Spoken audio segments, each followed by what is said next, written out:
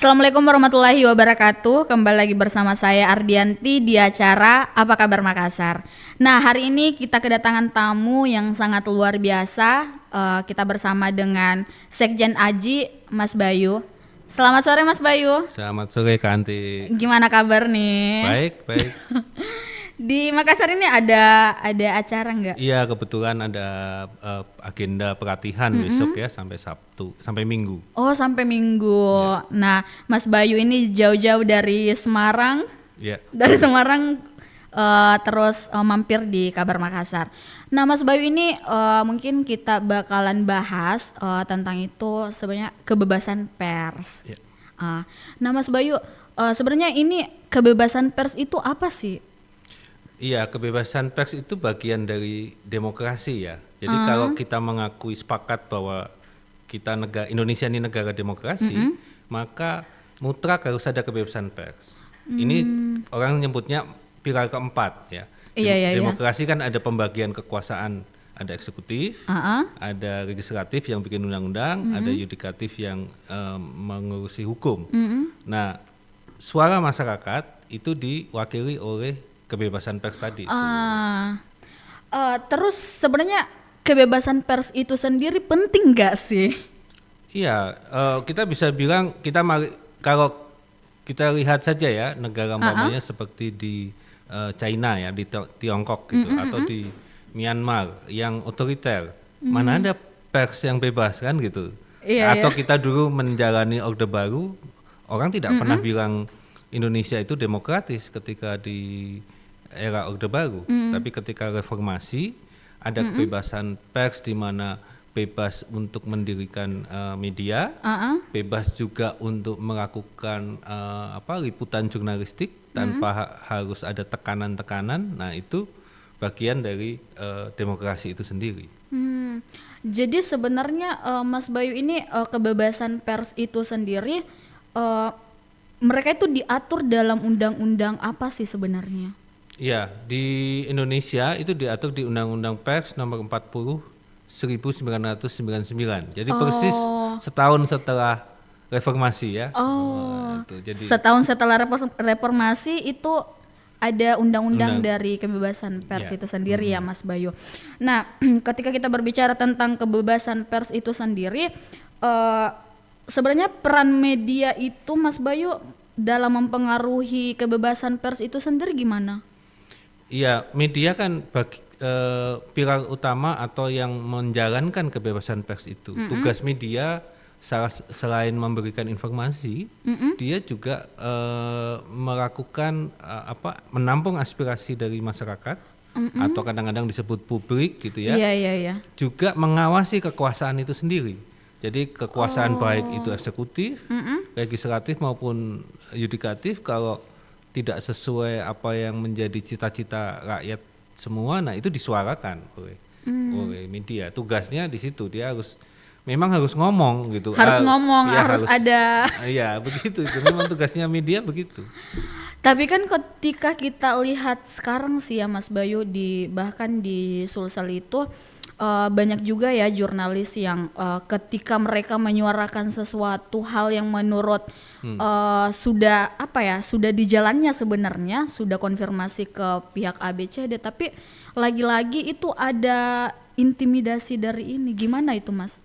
Iya, ada beberapa sebab ya. Yang pertama, saya melihat masih banyak masyarakat atau lembaga ya, institusi yang tidak paham tugasnya pers itu apa. Iya, betul itu Mas Bayu. Itu yang pertama. Jadi yang kedua juga ketika ada sengketa atau ketidakpuasan pada pers, sebenarnya undang-undang sudah mengatur lapor ke Dewan Pers, nanti kita sidang di Dewan Pers, kita buka betul nggak sesuai fakta atau tidak liputan itu. Kan tugasnya pers itu mengungkap fakta. Ya. Mengungkap fakta. Ya, fakta yang ada. Jadi fakta itu bisa pahit, bisa manis kan iya, gitu betul. ya. Jadi apa adanya sebenarnya ke sana. Nah, kalau memang ada yang tidak puas, harusnya masyarakat mengadu ke Dewan Pers. Cuman itu tadi karena ketidaktahuan atau juga karena juga merasa punya kekuasaan gitu ya, kadang-kadang sikapnya atau tindakan itu justru melanggar undang-undang pers itu sendiri. Iya betul sekali Mas Bayu, karena kan saya juga melihat banyak sekali masyarakat yang langsung lapornya ke misalkan ke polisian, ke ini, padahal kan itu harus ke Dewan Pers dulu ya Mas Bayu. Nah, iya, kalau mungkin masyarakat umumnya ya tidak tahu atau tidak paham tentang undang-undang pers, wajar lah. Kita kan nggak hafal semua ya undang-undang gitu ya, saya juga nggak hafal undang-undang. Tetapi yang harus lebih tahu kan yang terdidik. Jadi terdidik itu maksudnya gini, masyarakat lapor ke polisi. Iya. Saya diberitakan tidak baik nih di media. Nah, polisi harusnya tahu undang-undang kan, karena dia penegak hukum. Iya, kan? betul. Sekolahnya kan tentang itu. Jadi dia Iya. tahu, oh ini ibu bapak ini tidak ke kami, silahkan ke Dewan Pers, harusnya begitu. Iya seharusnya begitu, tapi masih saja lagi-lagi Mas Bayu kalau kita lihat ya masih saja mereka nggak lapor ke Dewan Pers dulu. Betul, jadi saya kira ini ada soal kekuasaan, relasi kekuasaan.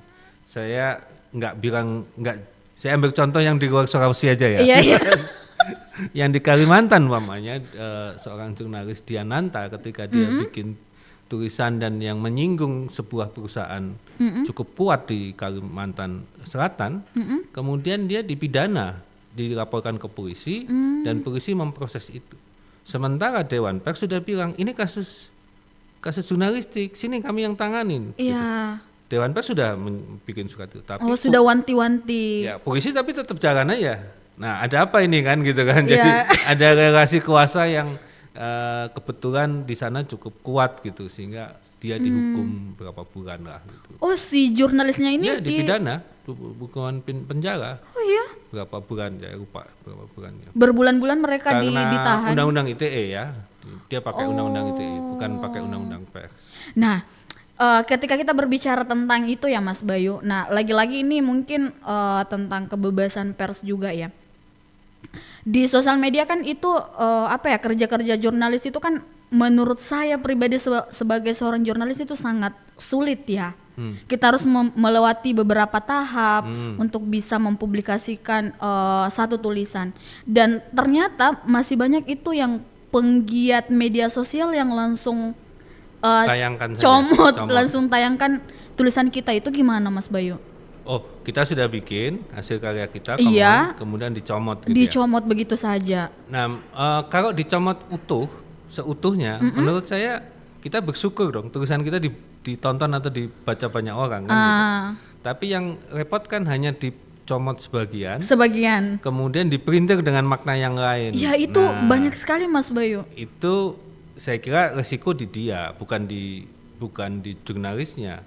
Resiko ya yang bikin konten dong, ketika dia hanya memotong sebagian, maka yang resiko di bikin konten. Nah, saya sih optimis ya, lama-lama masyarakat juga bisa membedakan mana itu informasi, mana itu berita. Iya. Kalau informasi ya sudah informasi, tapi kita harus di internet tuh kita harus tidak mudah percaya. Ya.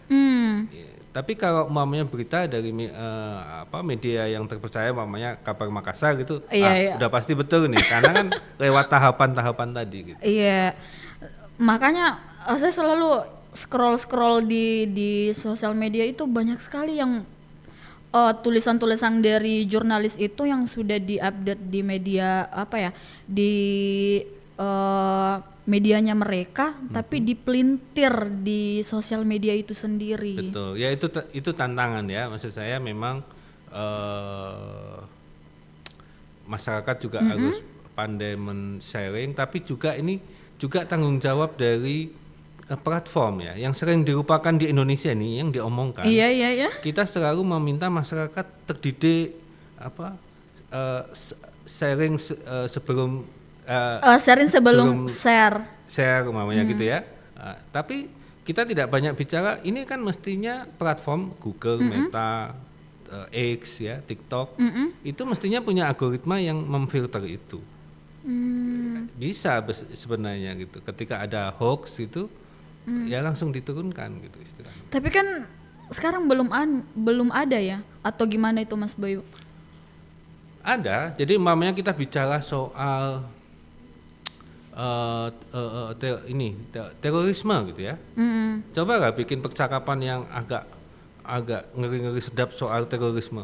Pasti postingan Kak Anti pasti diturunkan sama langsung si difilter Meta dan sebagainya, karena dianggap itu ya bagian terorisme atau kampanye anti terorisme dunia kan gitu.